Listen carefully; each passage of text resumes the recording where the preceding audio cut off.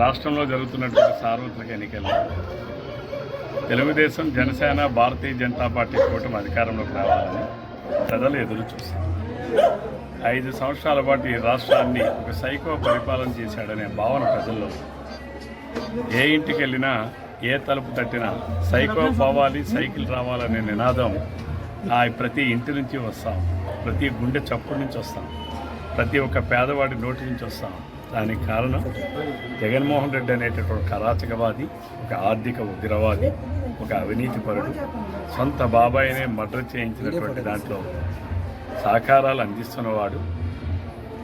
బాబాయిని మర్డర్ చేయించింది జగన్మోహన్ రెడ్డి గారి పాత్ర కూడా ఉందని ఈరోజు తన సొంత చెల్లెళ్ళే చెబుతున్నానంటే ఇలాంటి వాడు ఈ రాష్ట్రానికి ముఖ్యమంత్రిగా ఉండొచ్చో లేదా అనేటటువంటిది విద్యుల్లో అయినటువంటి ప్రజలు ఆలోచించారు.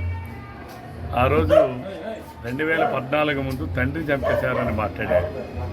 ఆనాడు రాజశేఖర్ రెడ్డి గారు ప్రమాదవశాత్తు చనిపోతే సోనియా గాంధీ చంపించింది, రిలయన్స్ వాళ్ళు చంపారు అని చెప్పి మాట్లాడినటువంటి ఈ జగన్మోహన్ రెడ్డి అధికారంలోకి వచ్చిన తర్వాత ఏం చేశాడు? అదే రిలయన్స్ వాళ్ళకి రాజ్యసభ సభ్యుడి పదవి ఇచ్చాడు. అంటే జగన్మోహన్ రెడ్డి ఏది కూడా నిజం మాట్లాడే పరిస్థితి లేదు. 2019 నాటికి సొంత బాబాయిని వాళ్ళే మర్డర్ చేయించి, తెలుగుదేశం చంద్రబాబు నాయుడు గారు మర్డర్ చేయించారు, తెలుగుదేశం వాళ్ళు మర్డర్ చేశారని చెప్పి ప్రచారం పెట్టి శవరాజకీయాలు చేసి అధికారంలోకి వచ్చాడు.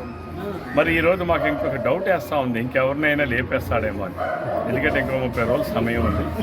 నేను ఆ భగవంతుడిని ప్రార్థిస్తూ ఉన్నాను, ఆ తల్లిని, జగన్మోహన్ రెడ్డి గారి తల్లిని క్షేమంగా ఉంచమని, చెల్లిని తల్లిని క్షేమంగా ఉంచమని నేను ఆ భగవంతుడిని వేడుకుంటున్నాను. ఎందుకనంటే వాళ్ళకి ఆ భగవంతుడు తప్ప ఇంకెవరు కూడా దిక్కు లేరు, రక్షణ కూడా లేదు.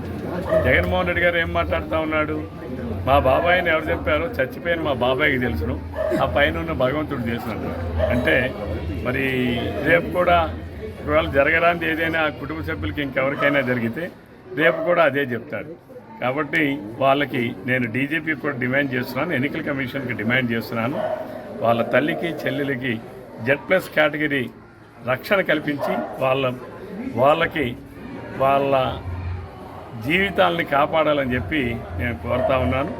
ఈరోజు ప్రతి ఒక్క గుండి చప్పుడు ఈ రాష్ట్రంలో తెలుగుదేశం రావాలని కోరుతా ఉంది. పవన్ కళ్యాణ్ గారు ఇచ్చినటువంటి పిలుపుని ప్రతి ఒక్క జనసేన సైనికుడు కూడా అందుకొని వైసీపీ రహిత ఆంధ్రప్రదేశ్ రాష్ట్రంగా తయారు చేయాలని, ఈరోజు భారతీయ జనతా పార్టీ ఈ అవినీతిపరుడైన జగన్మోహన్ రెడ్డి ఇంటికి సాగనంపాలని, ఈ అరాచకవాదిని ఇంటికి సాగనంపాలని ఇచ్చిన పిలుపుని ప్రతి ఒక్క భారతీయ జనతా పార్టీ. సమస్య లేని ఇల్లు ఉండదు, పరిష్కారం లేని సమస్య ఉండదు. బంధాలు గొప్పవి, బాధలు చిన్నవి. మీ సమస్యని మేము పరిష్కరిస్తాం. రండి, మాట్లాడుకుందాం.